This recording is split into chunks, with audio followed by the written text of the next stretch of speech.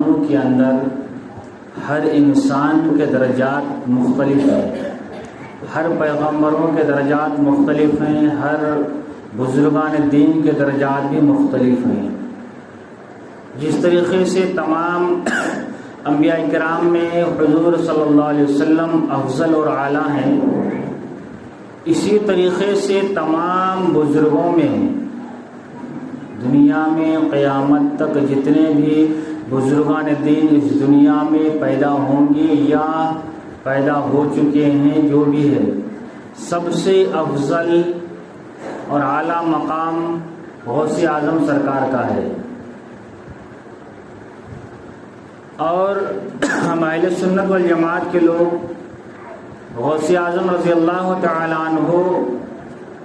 کو عقیدت اور محبت سے مانتے ہیں، اور ہر سال ان کی بارگاہ میں ہم اہل سنت والجماعت کے لوگ 11ویں شریف کے نیاز بھی پیش کرتے ہیں۔ اب جو انسان اس دنیا میں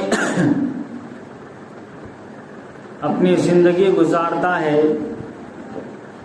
غوث اعظم سرکار فرماتے ہیں کہ اس دنیا میں میرا چاہنے والا دنیا کے کسی بھی کونے میں ہو، اگر وہ انسان میرا چاہنے والا ہے تو اس وقت تک اسے موت نہیں آئے گی جب تک کہ وہ انسان توبہ نہ کر لے رب کی بارگاہ میں۔ یہ غوث اعظم سرکار رضی اللہ تعالی عنہ نے ہم انسانوں سے وعدہ لیا ہے، اور غوث اعظم سرکار فرماتے ہیں کہ دنیا کے کسی بھی کونے میں میرا چاہنے والا، مجھے ماننے والا اگر مجھ سے مدد چاہے، مدد مانگے، تو میں اس انسان کی مدد کروں گا۔ اب غوث اعظم سرکار نے تو فرما دیا ہے کہ میں تم مجھ سے مدد مانگو، میں تمہاری مدد کروں گا، چاہے تم کسی بھی حال میں ہو، کسی بھی طریقے کی مدد مانگو، تم بیمار ہو مجھ سے مدد مانگو، میں تیری مدد کروں گا، پریشان حال ہو تم مجھ سے مدد مانگو، میں تیری پریشانی دور کروں گا۔ مگر دنیا میں ہر جگہ مسلمان پریشان، ہر مسلمان بیمار ہے۔ غوث اعظم کی نیاز بھی کر رہا ہے سال میں ایک وقت، پھر بھی پریشانی نہیں ہٹ رہی ہے، غوث اعظم کی مدد نہیں آ رہی ہے۔ وجہ کیا ہے؟ وجہ یہ ہی ہے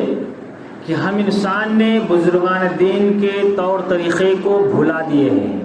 جس طریقے سے وہ لوگ چلتے تھے، رب کی بارگاہ میں عمل کرتے تھے، اپنی زندگی گزارتے تھے، ہم نے اس طریقے پر چلنا، اس کے اوپر عمل کرنا، ان کے بتائے ہوئے طریقے پر زندگی گزارنا ہم نے چھوڑ دیا ہے۔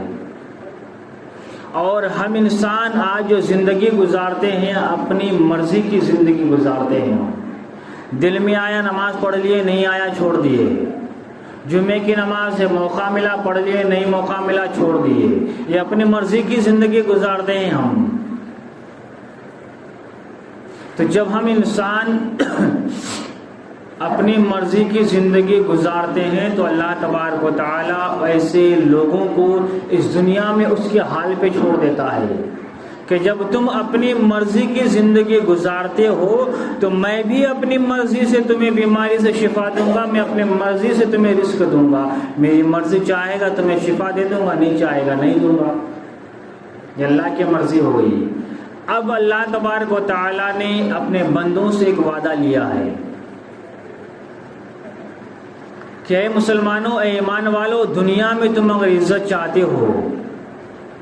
دنیا میں اگر تم اپنی زندگی کو اچھے طریقے سے گزارنا چاہتے ہو تو میں جو طریقہ بتاتا ہوں اس کے اوپر عمل کرو، تمہاری عزت بھی بڑھا دوں گا دنیا میں، اور آخرت میں بھی تمہارے مقام کو بلند کر دوں گا، دنیا میں بھی تمہارے مقام کو بلند کر دوں گا۔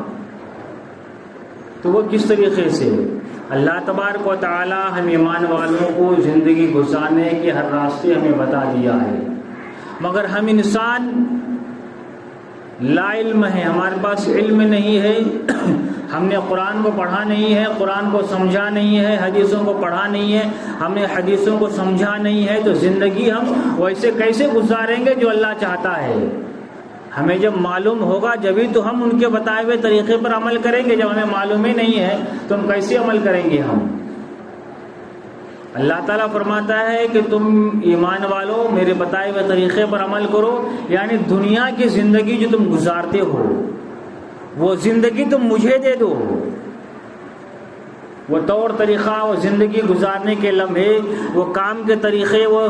جو بھی ہے ہمارے رزق کمانے کے طریقے، ہر ایک چیز تم مجھے دے دو، آخرت کی زندگی میں تمہارے حوالے کر دوں گا۔ آج دنیا کے سرزمین پر بزرگان دین کی مزارات بنے ہوئے ہیں، غریب نواز سرکار ہیں، سالوں سال گزر گیا ان کے وصال ہوئے، بجلی شریف کے سرکار ہیں، سالوں سال گزر گئے ان کے وصال ہوئے، ہم ان کے خاندان کے نہیں، ان کے رشتہ دار کے نہیں ہیں، مگر چاہنے والے ہیں ہم۔ مگر اللہ تبارک و تعالی نے جو کہا دنیا کی زندگی تم میرے حوالے کر دو، آخرت کی زندگی ہم تمہارے حوالے کر دیں گے ہم، یعنی دنیا کی زندگی تم میرے بتائے ہوئے طریقے پر عمل کرو، میں جو بتاتا ہوں، جس سے میں نے دور رہنے کا حکم دیا اس سے دور رہو، جو چیز کرنے کا حکم دیا اس کے اوپر عمل کرو، دنیا کی زندگی تم میرے حوالے سے گزارو، میرے طریقے سے گزارو، آخرت کی زندگی میں تمہارے حوالے کر دوں گا، تم جو چاہو گے ہم وہ تمہیں عطا کریں گے ہم، اور تمہارے مقام کو دنیا میں بھی بلند کر دیں گے، آخرت کی زندگی میں بھی ہم بلند کر دیں گے ہم۔ بجلی شریف سرکار کو وصال کے کتنے سال ہوا؟ 800 سال 700 سال تو ہو گیا ہے۔ نہ جانے دنیا کے کہاں کہاں سے لوگ ان کی بارگاہ میں آتے ہیں فیضیاب حاصل ہونے کے لیے، فیض حاصل کرنے کے لیے۔ کیوں آتے ہیں؟ کیونکہ ہم نے اتنے سارے گناہ کیا ہے ہم نے اپنی زندگی میں کہ ہماری دعاؤں کو اللہ تبارک و تعالی ہمارے منہ پہ مار دیتا ہے کہ تیری دعا میرے پاس قابل قبول نہیں ہے۔ وہی انسان بزرگوں کی بارگاہ میں جاتا ہے، بزرگوں کے وسیلے سے، بزرگوں کے ذریعے سے رب کی بارگاہ میں دعا مانگتا ہے، اللہ تبارک و تعالیٰ اس بزرگ کے، اس صاحب مزار کے صدقے میں ہمارے اس کام کو انجام دیتا ہے جو کام ہم نہیں کر پاتے ہیں زندگی میں۔ ہم بزرگان دین جو ہے اللہ کے بتائے ہوئے طریقے پر عمل کرے تو اللہ نے ان کے مقام کو بلند کر دیا۔ آج پوری دنیا کو بزرگوں کی بارگاہ میں جھکا دیتا ہے۔ ہم جو زندگی گزارتے ہیں ہماری اولاد ہمیں ٹھوکر مار کے گھر سے نکال دیتی ہے۔ ماں باپ بوڑھے ہو گئے اور جو ہے اولاد جوان ہو گیا تو ماں باپ کو گھر سے نکال دیتا دھکے مار کے۔ تو ماں باپ جو ہے، اولاد جو ہے ماں باپ کے قدموں میں نہیں گر رہا ہے۔ ہمارے اعمال، ہمارے کام، ہماری زندگی کے طور طریقے ایسے ہو گئے کہ اللہ تبارک و تعالی ہم سے ناراض ہے،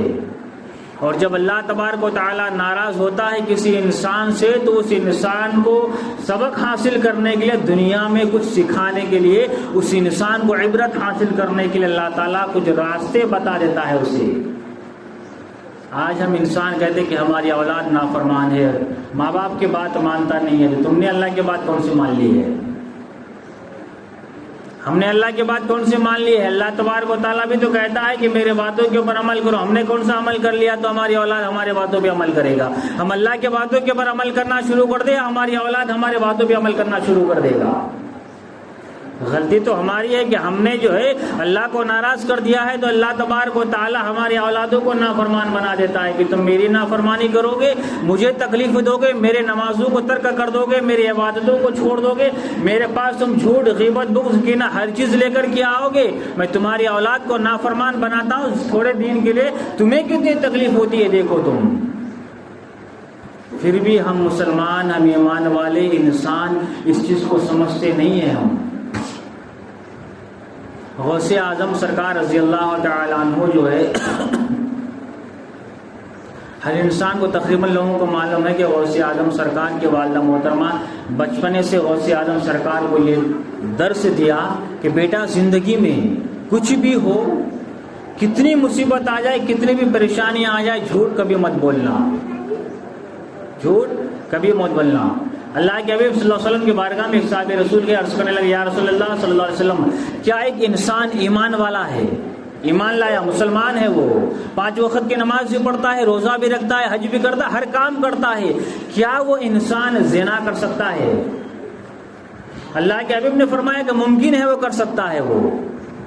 اللہ کے حبیب کی بارگاہ میں پھر جو ہے رسول ایک صحابی آئے اور کہا یا رسول اللہ صلی اللہ علیہ وسلم، ایک انسان ایمان والا ہے، نماز بھی پڑھتا ہے، روزہ بھی رکھتا ہے، ہر کام کرتا ہے، کیا وہ انسان چوری کر سکتا ہے؟ اللہ کے حبیب نے فرمایا ممکن ہے وہ انسان چوری کر سکتا ہے۔ وہ تیسرا سوال اس صحابی نے فرمایا کہ یا رسول اللہ صلی اللہ علیہ وسلم کیا ایک انسان ایمان والا ہے، مسلمان ہے، نماز بھی پڑھتا ہے، روزہ بھی رکھتا ہے، ہر کام کرتا ہے، کیا وہ انسان جھوٹ بول سکتا ہے؟ اللہ کے حبیب نے فرمایا رب ذوالجلال کی قسم، جس انسان کے دل میں ایمان ہوگا وہ زندگی میں کبھی جھوٹ نہیں بولے گا۔ اپنے دلوں میں ہاتھ رکھ کے بولو کہ ہم زندگی میں صبح سے شام تک کتنے جھوٹ بولتے ہیں ہم، اور جب جھوٹ بولتے ہیں اللہ کے حبیب نے فرمایا کہ جس کے دل میں ایمان ہوگا وہ انسان کبھی جھوٹ نہیں بولے گا۔ پھر ہم جو جھوٹ بولتے ہیں یا تو دو راستے، یا تو ہمارا ایمان ہے تو جھوٹ نہیں بولیں گے، اگر ایمان ہمارا دل سے نکل گیا ہے تو پھر ہم جھوٹ بولتے پھر رہے ہیں اور ایمان والے کا لباس اڑے ہوئے ہیں ہم۔ تو جب ہم ایسے گناہیں کریں گے، ہم اتنے برائیاں کریں گے اس دنیا میں، تو اللہ تعالیٰ عذاب نہ بھیجے گا دنیا میں، رحمت تھوڑی نہ بھیجائے گا وہ۔ تو غوث اعظم سرکار رضی اللہ تعالیٰ عنہ کو ان کے والدہ محترمہ نے جو ہے درس دیا کہ بیٹا کبھی زندگی میں جھوٹ مت بولنا، چاہے کتنی بھی پریشانی آ جائے تمہارے اوپر، سچے پہ رہنا، اور سچ بات کی، سچ چیز کی ہمیشہ جیت ہوتی ہے، دیر ہوتی ہے مگر جیت ہوتی ہے، تم جھوٹ مت بولنا۔ غوث اعظم سرکار رضی اللہ تعالیٰ عنہ جو علم حاصل کرنے کے لیے اپنے جو گاؤں سے نکلے، اور جو ہے ان کے والدہ محترمہ نے ان کے جیکٹ کے صدری کے جیب میں جو ہے کچھ دینار اور درہم جو ہے سی دیے سے تاکہ راستے میں بچہ گر نہ جائے۔ راستے میں قافلہ آیا جنگلوں میں، اور جو ہے ڈاکوؤں نے لوٹ لیا سارے قافلے والوں کو، اور قافلے والوں کو لوٹنے کے بعد جو ہے جو ڈاکوؤں کا سردار تھا اس نے سب سے پوچھا کہ کوئی سامان اگر چھپا ہوا ہے تو میرے حوالے کر دو، سب نے دے دیا۔ غوث اعظم سرکار بچپنے کا عمر ہے، پوچھا بیٹے تمہارے پاس کچھ ہے؟ تو غوث اعظم نے فرمایا ہاں میرے پاس بھی ہے۔ ڈاکو سوچا جھوٹ بول رہا بچہ ہے، خالی بول رہا ہوگا، چھوڑ کے چلا گیا۔ دوسرا ڈاکو آیا، بھائی تیرے پاس کچھ ہے بچہ؟ ہاں میرے پاس بھی دینار و درہم ہے۔ ان بھی سوچا کہ مذاق کر رہا ہوگا۔ اس طریقے سے بہت سارے ڈاکو آیا اور پوچھا، تو سب کو غوث اعظم نے یہی فرمایا کہ ہاں میرے پاس بھی دینار و درہم ہے۔ آخر میں غوث اعظم سرکار کو جو ڈاکوؤں کے سردار کے پاس لے گیا، تو ڈاکوؤں کا سردار نے پوچھا کیا بچے تمہارے پاس بھی کوئی سامان دینار و درہم ہے؟ ہاں میرے پاس بھی ہے۔ بولے کہاں ہے، نکالو اس کو۔ تو غوث اعظم سرکار رضی اللہ عنہ نے صدری جو اتارا اور دے دیا کہ دیکھو اس میں سیا ہوا ہے۔ تو ڈاکو کا سردار نے کہا کہ یہ بتاؤ، ہم نے سارے قافلے والوں کے سامان کو لوٹ لیا، سب کے سامان کو ہم نے چھین لیا،